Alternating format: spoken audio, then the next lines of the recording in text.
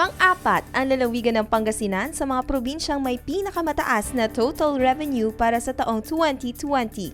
Ito ay base sa inilabas na ulat ng Commission on Audit noong November 25, 2021 na pirmado ni COA Chairperson Michael G. Aguinaldo. Sa gitna ng pandemya na dulot ng COVID-19, ang Pangasinan ay nakapagtala ng 4.6 billion total revenue noong 2020. I was overwhelmed with the accomplishment of the province of Pangasinan. Despite the pandemic, kasi ang target po natin is 4.7, we were able to collect 4.6 billion. Kaya ang Pangasinan naka-top 4 among the highest collections for total revenue. Actually, ang pandemic is an opportunity to be creative.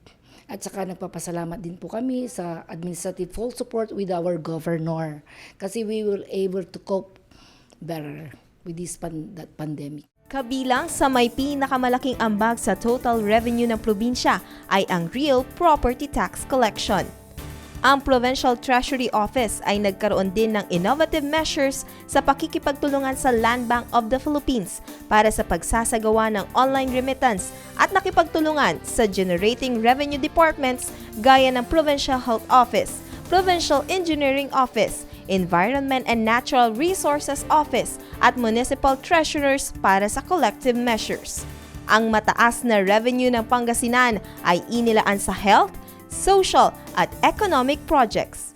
The more collections that you have, syempre marami rin tayong expenses na magagastos. Kasi we procure so much medicines, kasi COVID, marami tayong patients, mga hospitals na nagamit. Okay lang naman na malaki po ang expenses natin.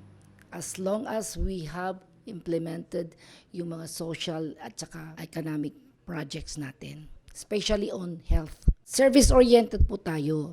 Kaya yung collection natin, ipoprovide po natin sa mga Pangasinensis. Lynette Iris Paed para sa Capital News TV.